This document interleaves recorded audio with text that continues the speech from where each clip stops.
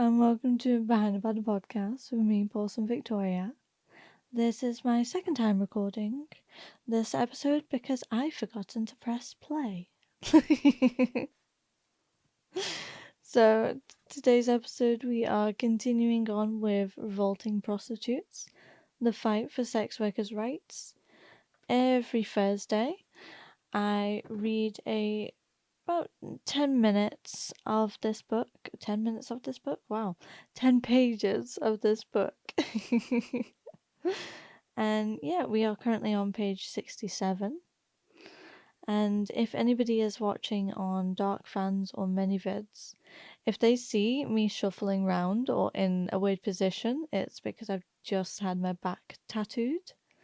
If anybody doesn't know, my whole back basically is sort of covered now in lovely black and white tattoos. And it hurts right now. So yeah, let's carry on. And I'm very much going to enjoy rereading all of this. Hopefully that means I don't need Google Translate to help my dyslexic ass out, but we shall see. People living in places like England and Canada who can access free abortion services do not tend to pay people to perform dangerous back alley procedures. Why would they? In the same way, people who can cross borders legally do not pay someone to smuggle them across. Like the people who perform illegal abortions, smugglers are not inexplicable villains. Instead, the criminalization of undocumented migration has directly created the market for people smuggling. Many people engaging in undocumented migration agree to repay the debt that they take on to pay a smuggler through work in their destination country. This is common sense. People who are driven to migrate to escape poverty or war cannot normally produce large sums of money up front. Again, criminalization directly creates conditions where harm can flourish. As a smuggler is by definition acting outside the law, and the migration is already breaking laws in crossing the border, there is no legal recourse when the smuggler breaks the agreement or changes the terms. Often this happens midway through the journey or upon arrival in the destination country. Points in the process where the person has little way of backing out, and has to accept these new conditions, however unfair. Even in the best case scenario, when an undocumented person finds work that is completely independent from the smuggling networks they use to cross the border, their lack of legal immigration status means they are intensely vulnerable to exploitation or other forms of abuse at the hands of their employer. They have little to no recourse to employment law, making themselves visible to state authorities as part of attempting to access justice or redress for workplace abuse will simply lead to their deportation. The Platform for International Cooperation on Undocumented Migrants, PICUM, an NGO network which defends undocumented people in Europe, writes, quote, as undocumented migrants are limited to the informal sector, they often work without an employment contract, meaning they have significant difficulties to prove labor relations in a court of law.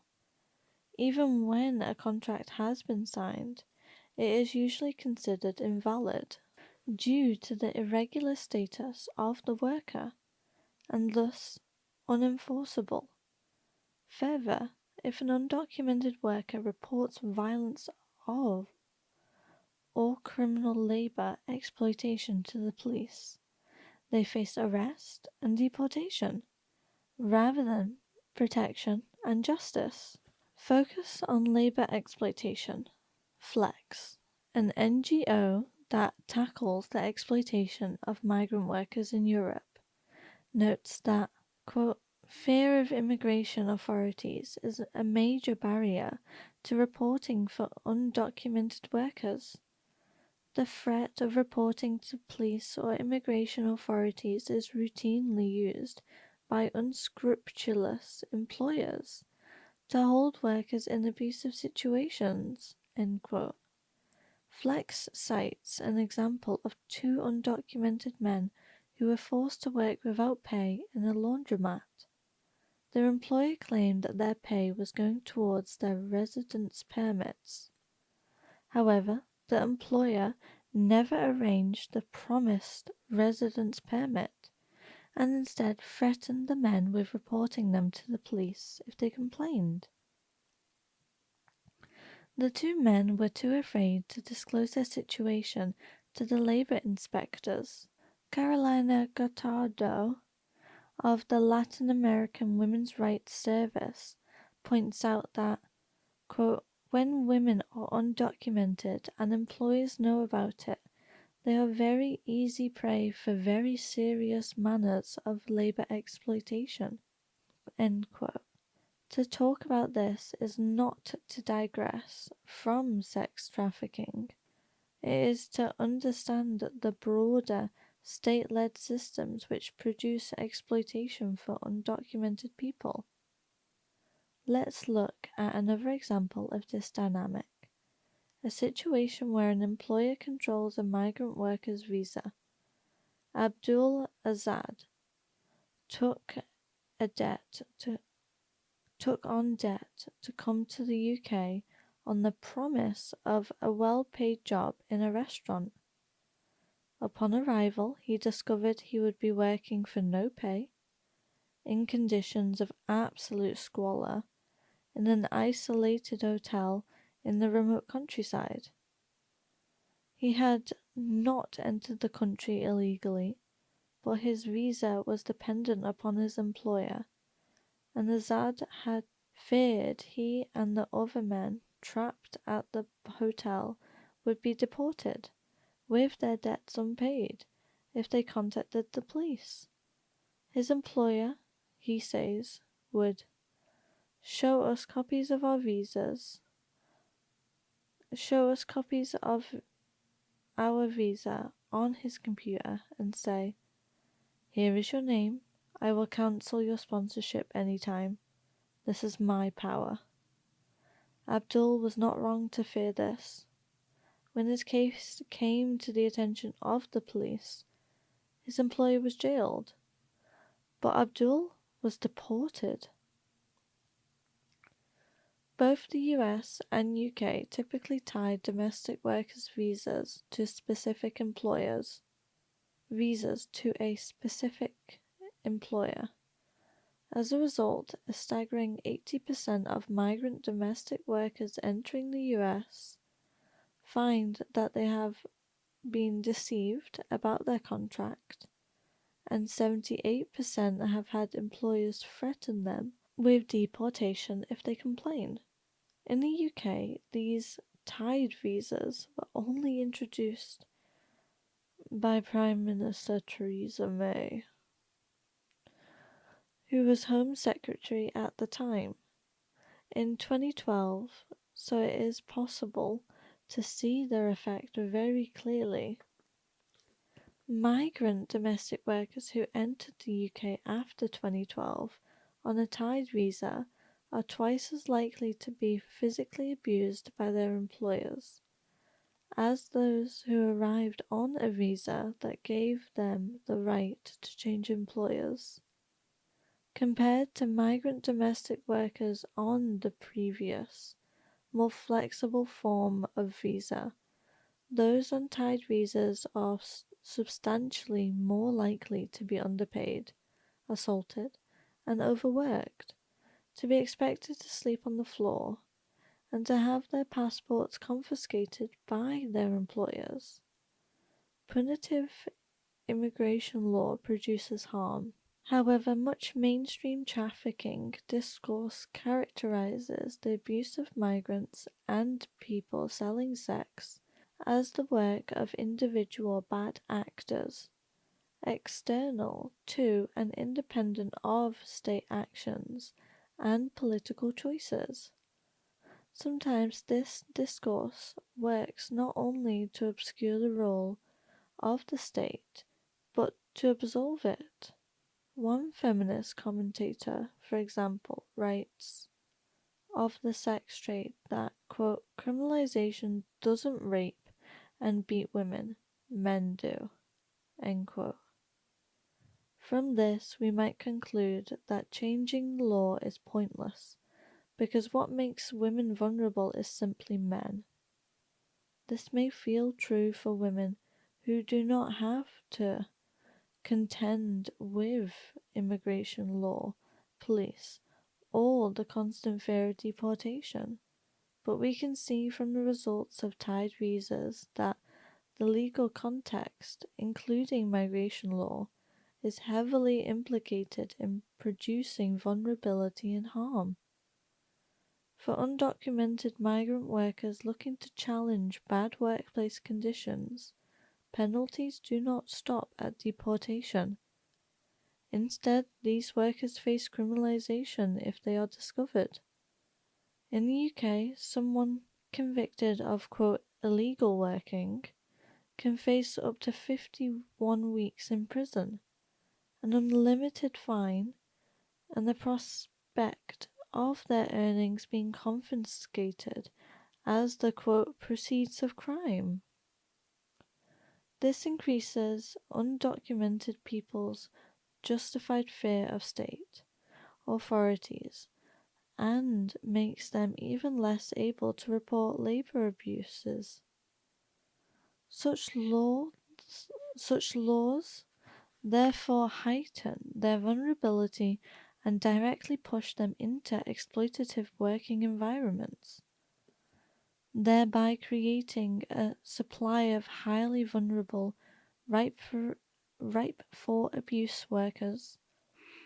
Increasingly, border enforcement is infiltrating new areas of civic life. Landlords are now expected to check tenants' immigration status before renting to them. Proposals have been floated to freeze or close the bank accounts of undocumented people. And a documentation check was introduced in England when accessing both healthcare and education as part of an explicit, quote, hostile environment policy. Although both have been challenged by migrant rights organisers, including in court.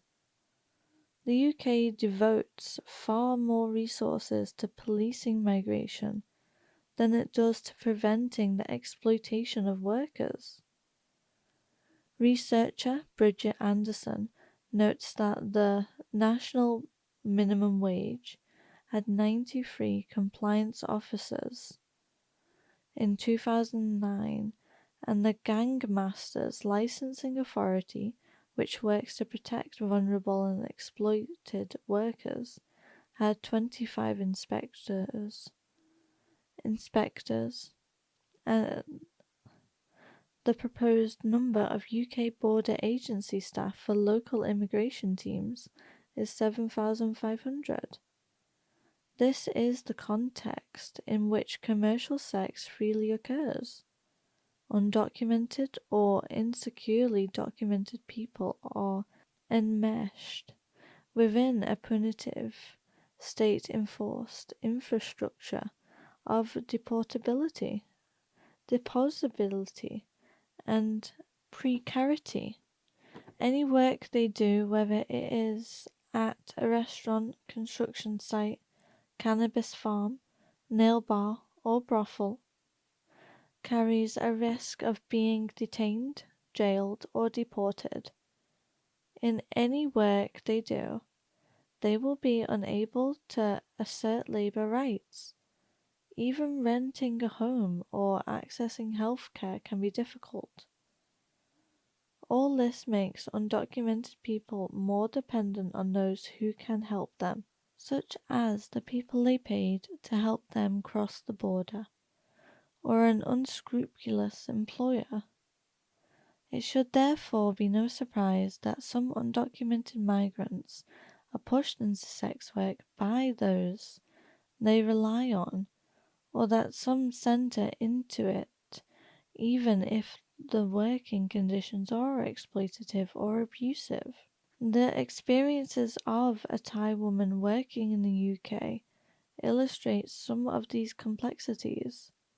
She speaks of her high debt to get into the country, and the bad working conditions, and the low pay she encountered in restaurant work, but also the higher pay she gets from sex work. Now that she has no debt to repay, I come to work in England because there is no money in Thailand to come here, so I made a contract with people. I had to give them back £22,000. I used to work and live in the same flat, a brothel, 24 hours a day with 3 other Thai girls.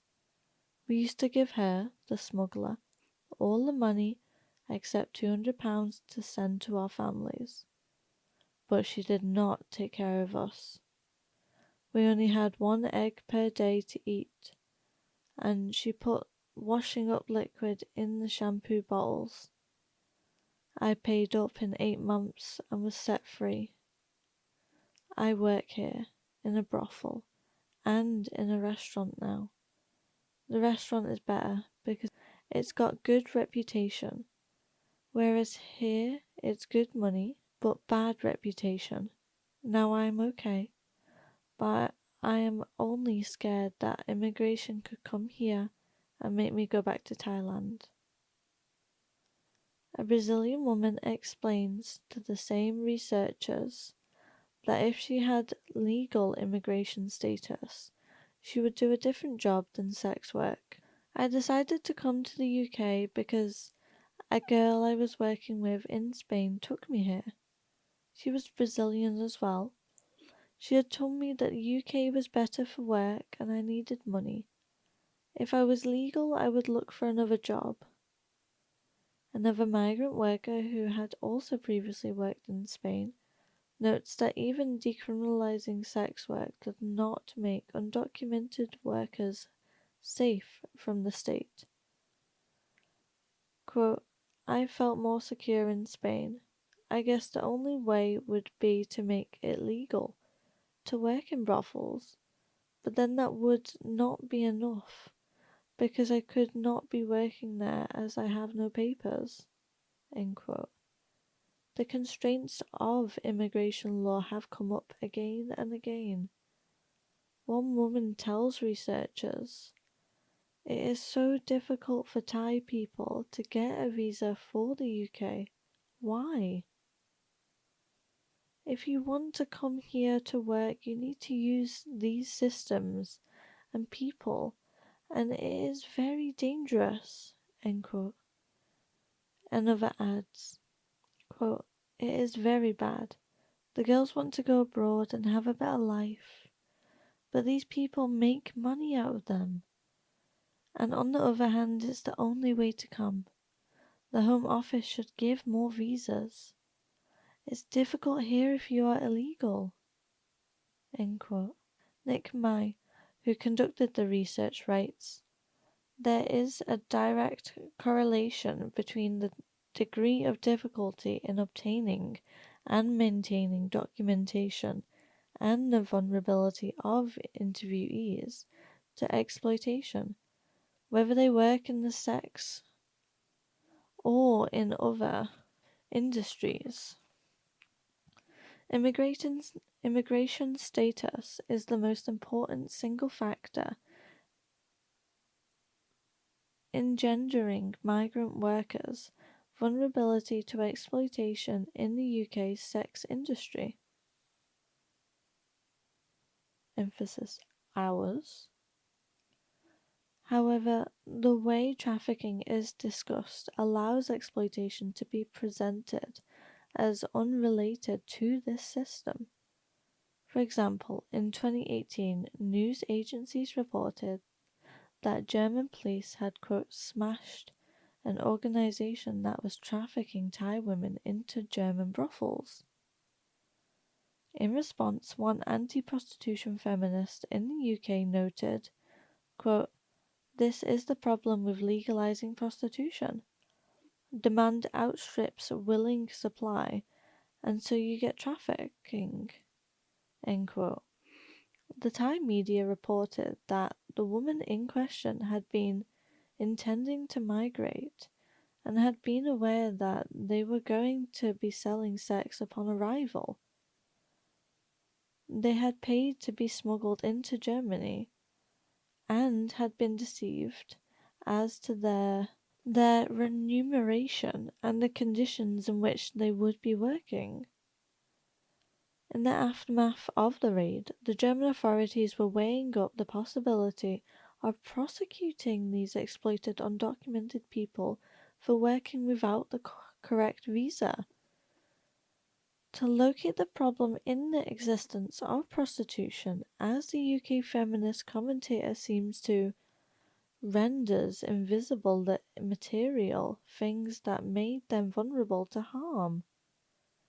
Europe's broader regime meant they had to pay exploitative people huge sums of money in order to be smuggled in, and that once in, they had zero access to labor rights, as their discovery by the state risked them being prosecuted.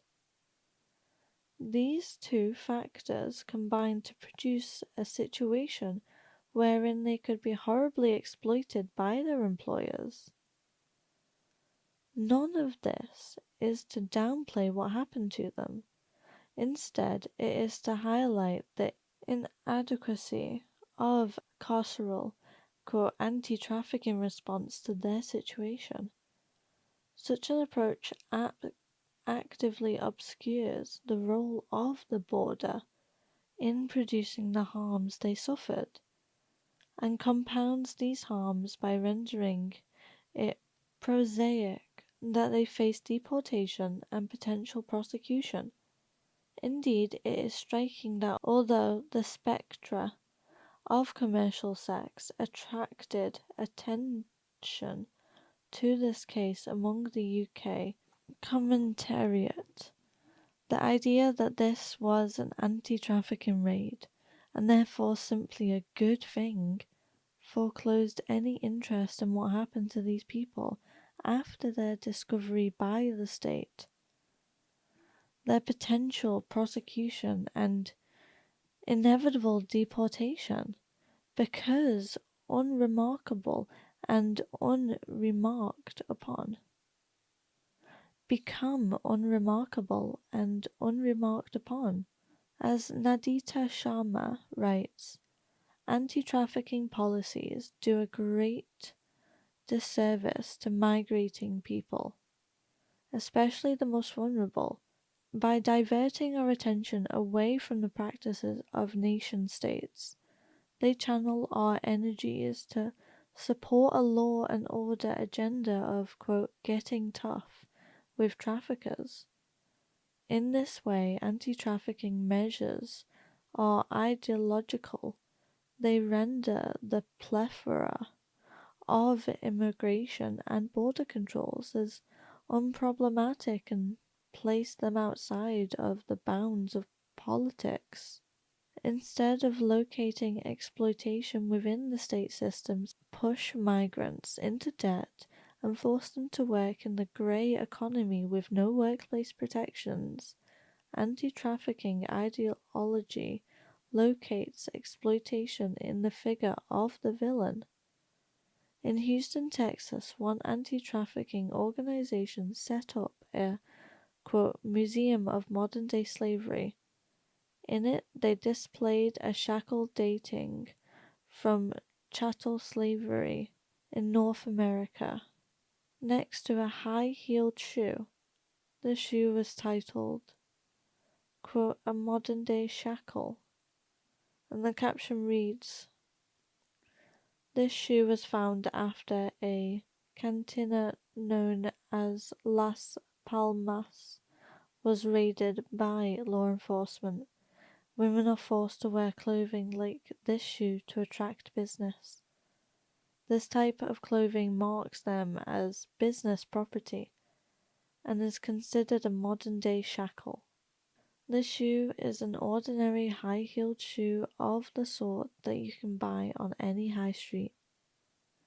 For anybody to claim that it is, quote, considered a modern-day shackle is an absurdly overheated fantasy. Comparing it to an actual shackle trivializes the real history of chattel slavery, a history which, as racial justice organizer Robin Maynard remains, quote, a living, breathing horror for anybody with black skin in the Americas,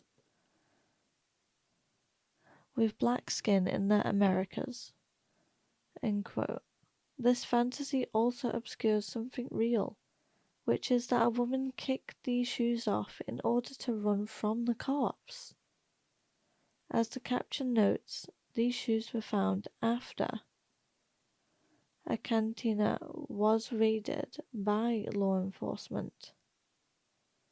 In choosing to see an ordinary shoe as a shackle rather than identifying the key problem as criminalization. And the police, anti-trafficking activists, misdirect attention away from the structures of the state and onto a fictional shackle-wielding monster. The next little chapter is white guilt and the, quote, new slave trade. Trafficking anxieties have always been deeply tied to white nationalism.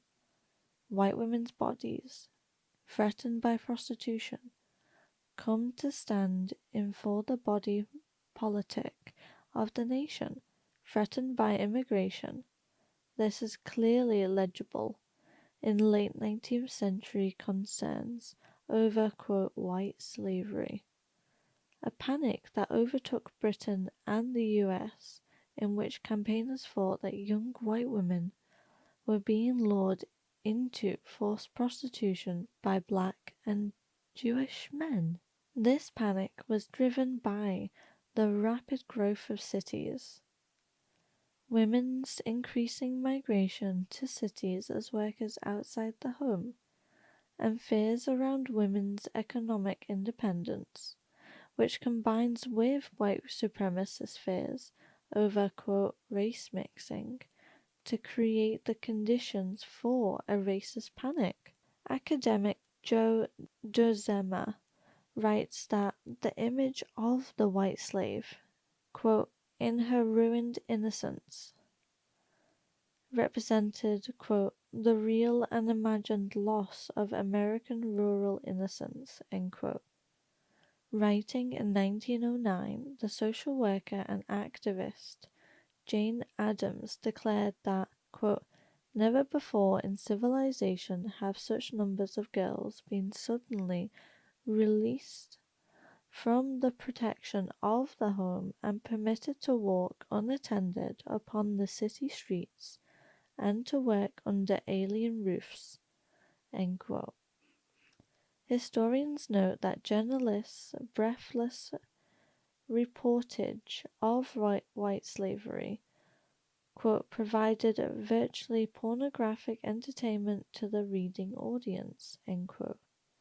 It was amid this obviously racist freakout over swarthy men luring white innocents to their ruin that one of the first recognizably modern U.S. anti-trafficking laws, the 1905 Mann Act, passed.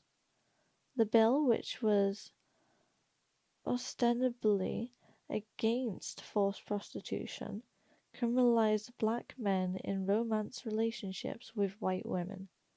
In the UK, white slavery legislation passed between 1885 and 1912 created provisions to monitor and restrict the migration of women.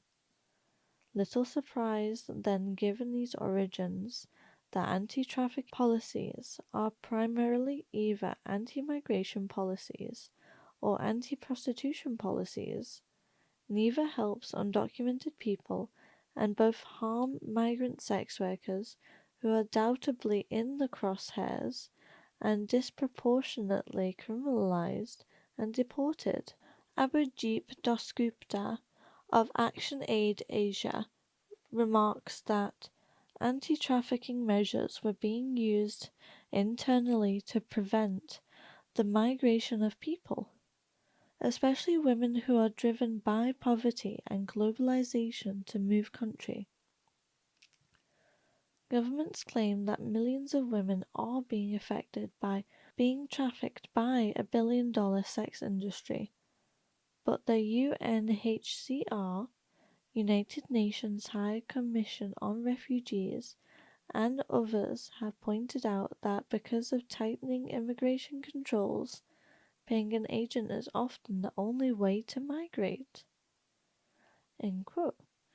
Although racist panic about migration is never far from the surface of politics, in countries that perpetrated and continue to benefit from colonialization, the 25 years have seen an uptick in these anxieties. Campaigners often deliberately heighten this racism.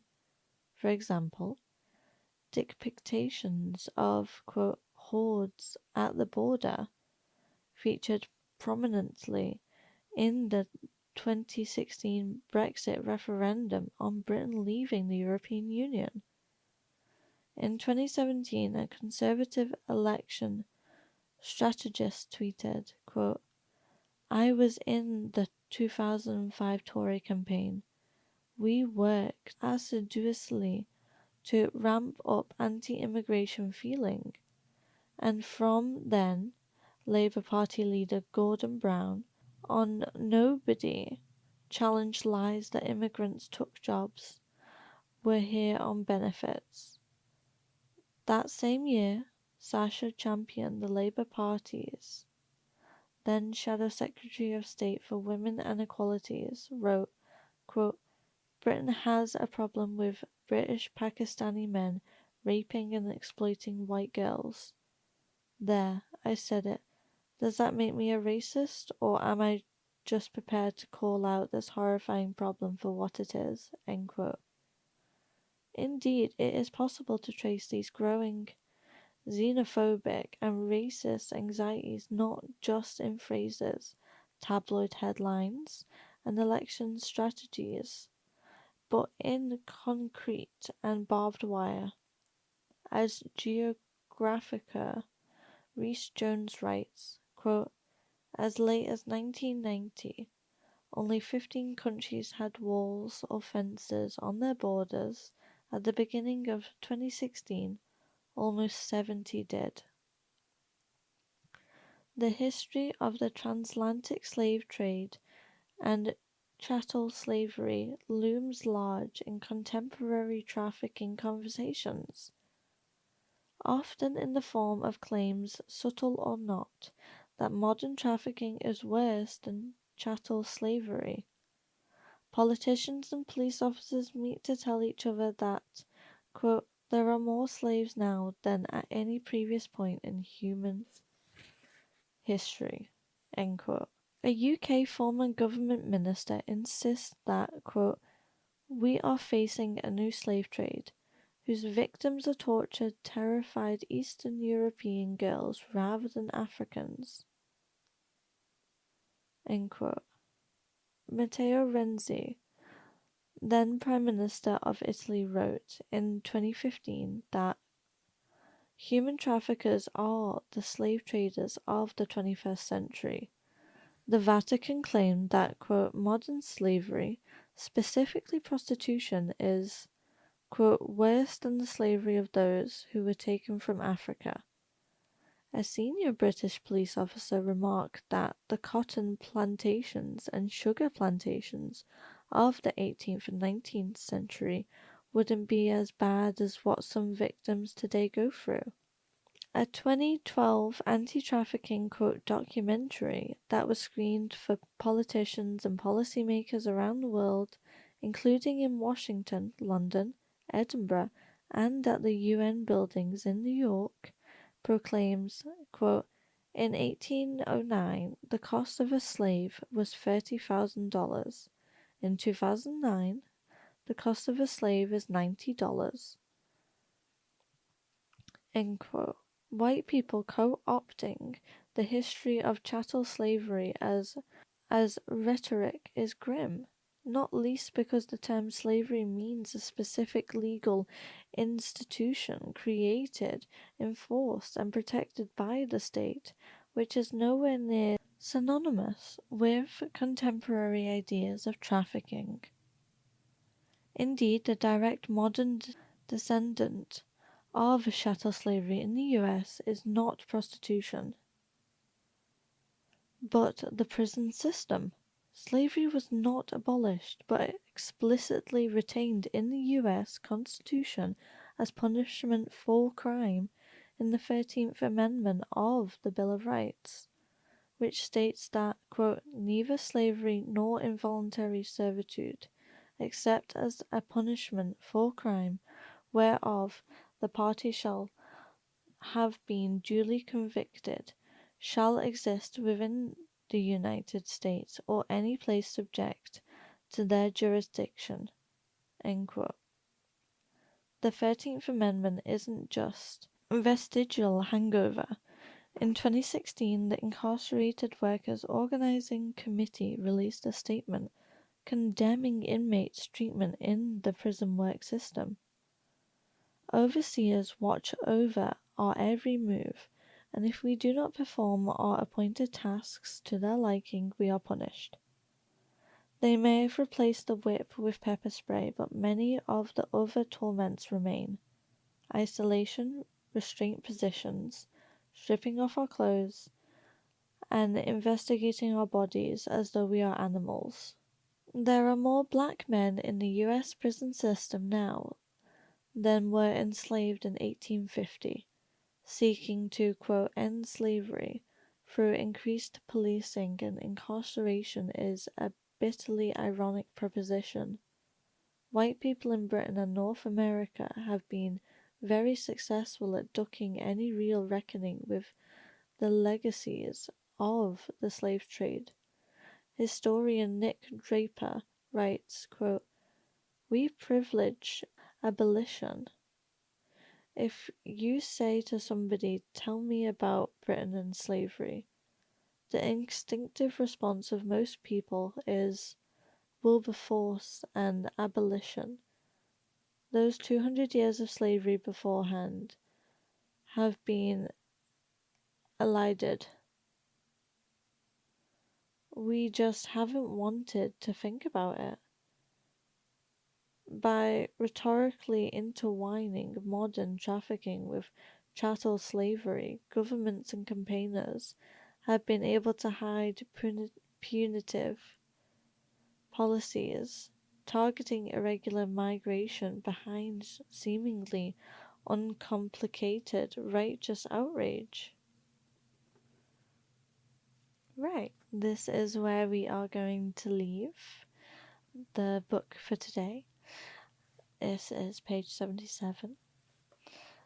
And wow, what a little read, huh? I absolutely I love how I really do agree with this book. And it is beautiful to read that other people do agree with how I see certain systems and sex work and immigration, because at the end of the day, people want a better life, and if they think coming to, I don't even want to say my country because that sounds gross, coming to the destination that I'm at, then so be it. Like, I say it to people all the time. It should be seen as a compliment when somebody wants to live where you live. Yeah, like, just be nice. There's so much going on in the world right now, and I know I'm preaching, but we just need to be nicer to each other in so many different ways. And I absolutely agree with the prison system. It makes no sense at all. I personally know what the prison system is like.